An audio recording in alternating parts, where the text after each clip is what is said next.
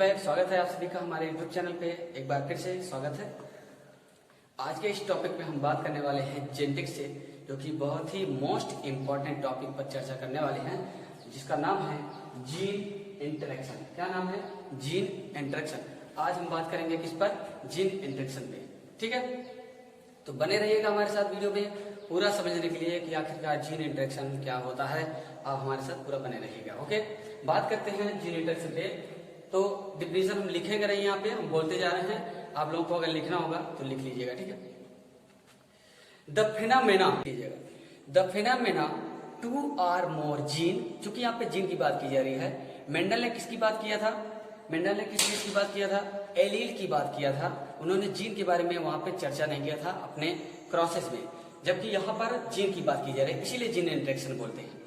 दो या दो से अधिक जीनों के बीच में इंटरेक्शन होता है, इसीलिए जीन इंटरेक्शन बोला जाता है सिंपल में। तो डिफिनेशन हो जाएगी, the phenomena two or more gene affecting to expression of each other in a various way for a expression of a single character of an organism.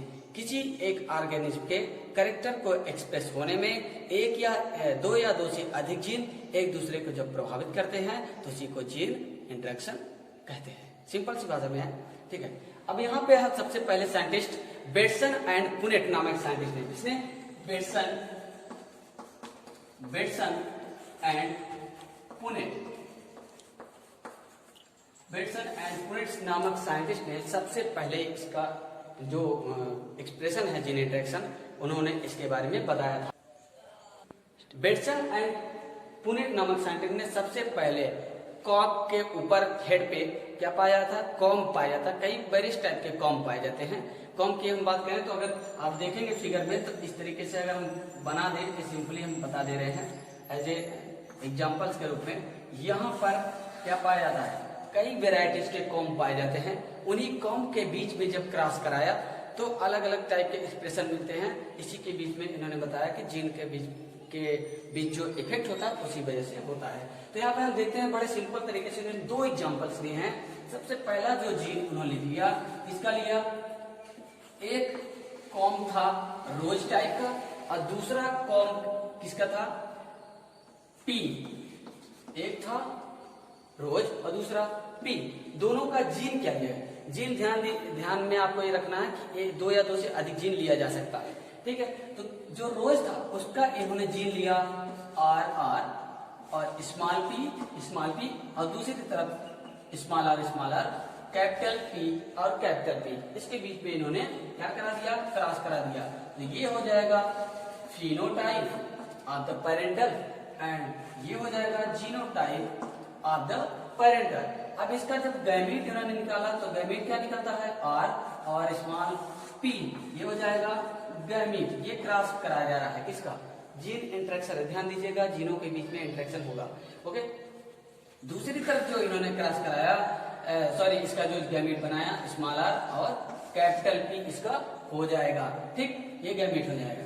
जब इसके बाद इसके बीच में क्रॉस कराया जाता है तो F1 generation, in F1 generation capital R small R और कैपिटल पी स्मॉल पी आ जाता है। ठीक है, जो कि F1 जनरेशन में अकॉर्डिंग टू मेंडेलियन जेनेटिक्स के अनुसार F1 जनरेशन में क्या आना चाहिए था? इनमें से कोई कैरेक्टर दिखना चाहिए था। या तो रिसेसिव का दिखना चाहिए था, या तो किसका दिखना था? डोमिनेंट का दिखना चाहिए। लेकिन यहाँ पर ऐसा कोई भी बात नहीं किया जा रहा है। जो F1 जनरेशन में आता है हाइब्रिड, वो क्या मिल जाता है? F1 में एक नया कैरेक्टर मिल जाता है, वाल नट बोलते हैं। क्या बोलते हैं? लिया गया फिनोटाइप रोज और पी। ठीक है, रोज और पी के बीच जब उनके जीन के बीच क्रॉस कराया गया तो नया कैरेक्टर F1 जनरेशन में निकल जाता है। उसको बोलते हैं वालनट। क्या बोलते हैं? वालनट। ये ध्यान में रखना है, फिनोटाइप वालनट आता है। आना क्या चाहिए था? या रोज और या फिर पी आना चाहिए था। ओके, आइए देखिए, जब इसका इन्होंने F1 क्रॉस करा दिया, क्या कराया? F1 के बीच में जब क्रॉस कराया गया तो देखिएगा F1 के बीच में जब क्रॉस कराया गया तो क्या रिजल्ट मिलता है? देखिए, गैमीट बनाते हैं हम, आर और पी के बीच आप बनाएंगे, आर पी पहला आ जाएगा गैमीट, दूसरा आर और स्मॉल पी आ जाएगा, फिर आ जाएगा स्मॉल आर कैपिटल पी और स्मॉल आर स्मॉल पी, ये हो जाएगा गैमीट। ये अब ये F1 N2 F1 कराने के बाद जो गैमीट आ रहा है इसके बीच में F2 जनरेशन लाने के लिए इनके बीच में क्या कराया जाएगा, क्रॉस। इसको ध्यान से देखिएगा। अब हम इसको इधर साइड में बगल में हम बना ले रहे हैं, ध्यान से देखिएगा, अच्छे से बना ले रहे हैं। इसका गैमीट अब बनाएंगे, ये चक्कर बोर्ड मेथड से हम आपको समझा दे रहे हैं। सबसे पहला जो कैरेक्टर था ये देखिए, पहला ऊपर का जो होगा मेल का और नीचे जो होगा या साइड में वो फीमेल का हो जाएगा गैमीट।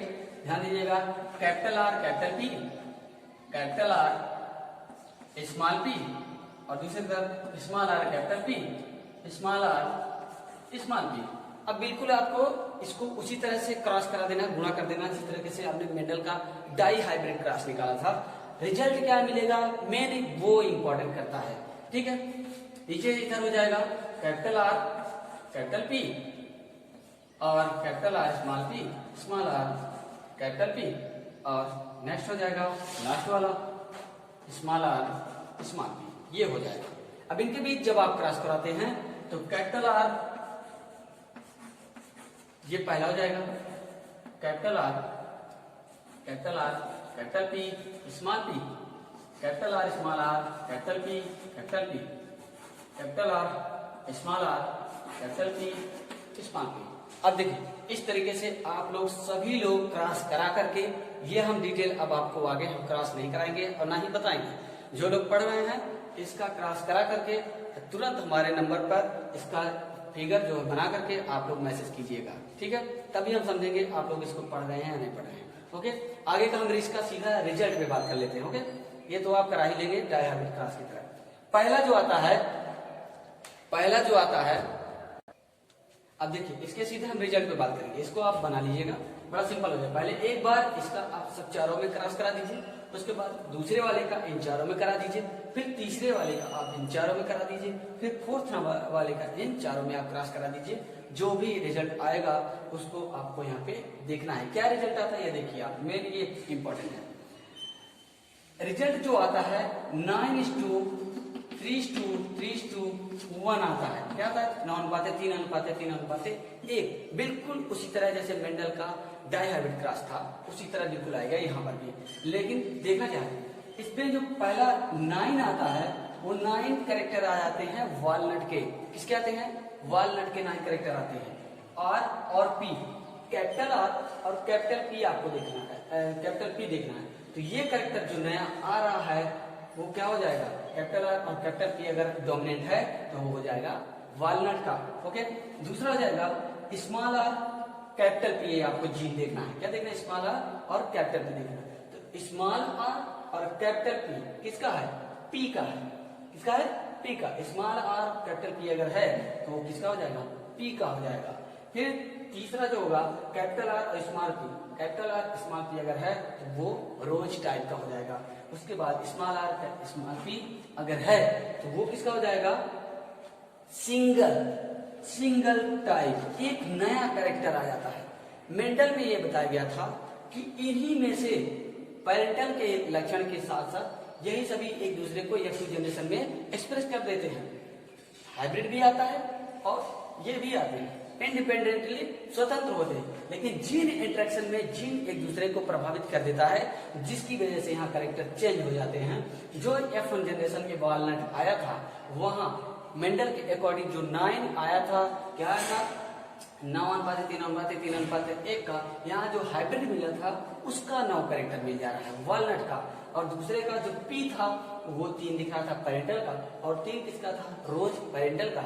और एक चौथे नंबर पे जो रिसेसिव एलील्स दिख रहे थे वहां पर अकॉर्डिंग टू मेंडलियन जेनेटिक्स, यहाँ पर सिंगल टाइप आ जा रहा है, नया कैरेक्टर आ जा रहा है।